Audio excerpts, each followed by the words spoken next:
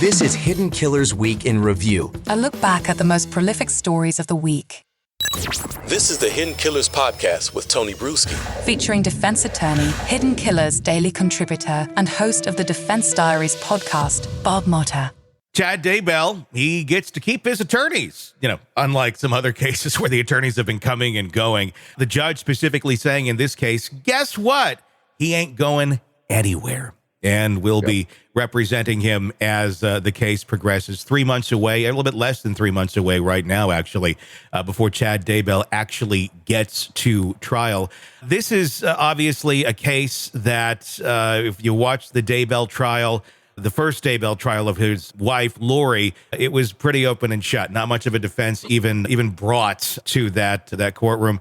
This round with Chad coming and an attorney that says, I'm not going to be paid. I really, I don't think I'm qualified. So many arguments were being thrown out there. And I'm sorry, just didn't make a lot of sense. And I think the judge saw it the same way. Let's start with the arguments that he was making to the judge about why he shouldn't be on the case. Were they valid arguments of I'm not going to be paid? Again, probably he knew that. And it's a capital case. If you're not qualified, again, you've been here for years. How do you suddenly now realize, maybe we should have somebody else in this spot? Yeah, look, the judge is no fool. This is clearly a move by the defense to stall. It was a stall move. The judge knew it, because it's a death penalty case. So, the incentive to stall it as long as possible exists because of that reason and that reason alone. And, not getting paid is never a valid reason to be able to get out of a case in the eyes of the law. Like we typically can't even raise it as an issue. That, we haven't gotten paid by our client. Like a lot of defense attorneys will put in like kind of the secret language, like, oh, we're missing a crucial witness. Mr. Green has not shown up, so we need to delay trial. The judge. But I knew that argument was going to fail in terms of him being inexperienced or not being up to the task. In terms of this being a death penalty case, same deal. He's been on the case. He knows the facts. He's tried cases. Judge wasn't buying it, and ultimately at the end of the day, it was a pretty simple decision. I did not think that he was going to grant the motion. I thought the trial was going forward. It's been delayed enough.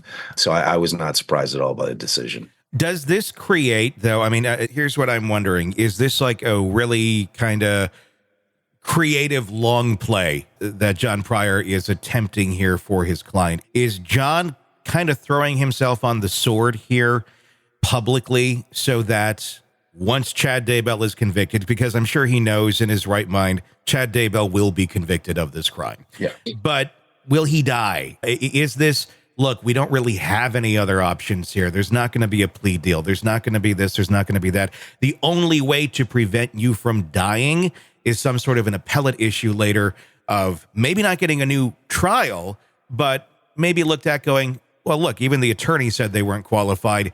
Let's take death off of the table. You're just going to get life in prison. Is this a long play that we're looking at here right now and not really legitimately, I'm not qualified, I'm not going to get paid? Is this all of a strategy to basically save the life of Chad Daybell at the end of the day? No. It's not. Okay. Ultimately, it's going to be, when the case is tried, they're going to look at the strength of the evidence and they're going to balance it out with, even if he is ineffective in some ways, if he misses objections, if there's motions that should have been filed, the appellate court's going to look at it and say, okay, notwithstanding all those things, those mistakes by your attorney, the strength of the evidence was so powerful that it wouldn't have changed the verdict. And ultimately that's going to be the case here. They have a stronger case against Daybell than they did against Lori Vallow because they know that he was a party to it. He was actually a party to the actual homicides, whereas Lori was, in my estimation, the puppet master. It did for one of the murders in Hawaii when it goes down. She wasn't present for them. So I think that ultimately the way it's going to shake down is like that'll, if it was a long play in Pryor's mind, it's a loser. Yeah. It's not going to be effective. Want to listen ad-free? Want advance access to all of our interviews before anyone else?